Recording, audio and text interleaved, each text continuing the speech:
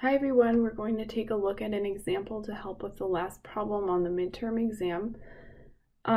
This problem involves writing a query to a database. It involves an inner join, so I suspect you've been able to fill in the pieces of that by looking at previous examples.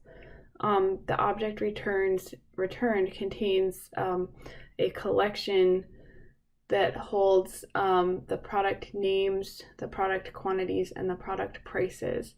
And our goal is to create a dictionary that includes the product names and then the total product sales.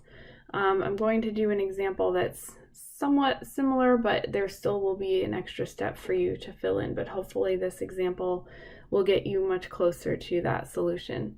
What I started out with is what I generally like to do when working with a database in SQLite 3.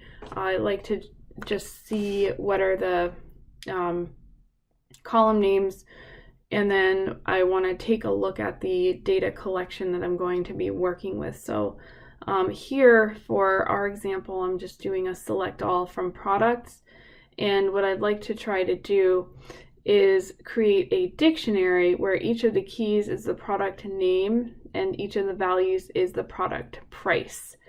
So this data collection that we see as a result of the query, it's important to notice how the data is structured. We have a list. Within that list, we have tuples, and within those tuples, we have the values that we want to work with. So we did a number of examples in this lesson that involved accessing the information from these data collections returned. So let's start off with a couple of very small examples, and then we'll try to put it all together. So I have a variable called prod, and that holds this data collection here. It is a list, as we discovered in this lesson. So I can do for I in prod print I, and then if I just print I, what am I going to get? I'm going to get each of these tuples, right? But if I print I at a particular index, then I will be able to identify the product name, for example, because that's at index 1. The product ID is at index 0. So if I do this, I should be getting just the product names. Now, if I want the price, I can use index 5 because I counted from 0 up to 5 to figure out that that's the correct. There we go. Okay, so these are the prices. That looks good. So now we know how to access the product names and product prices, so we will work with that.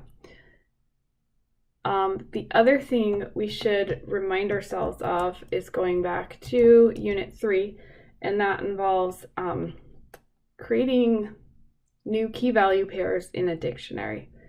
So this was part of lesson 3.2.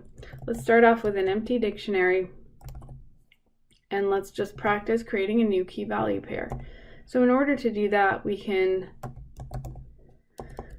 specify the key in the square brackets while referencing the dictionary, and let's just make that equal to 14 for an example. And then once we've done that assignment, we can see the state of the dictionary. So we now have a key value pair in the dictionary. All right, so these two components are what we need in order to create a new dictionary where all of the keys are the product names and all of the values are the product prices. So let's just put that together now. So we'll do SD equals empty dictionary, and then for I in prod, we will do SD I1. That's the key, right? We learned that that's how we access the product names, and we'll set that equal to I at index 5, which is the location of the product prices. And then if we take a look at the dictionary, we should see exactly what we expect. Okay, so here are the keys, product names, here are the prices. Now, in your exam problem, you know there is one extra step, and that's going to involve figuring out this product, I mean mathematical product of the quantity of items sold and the price of those items. And that way you'll be able to output a dictionary that contains the product names and then the total sales for those products. All right, I hope that helps. Thank you so much.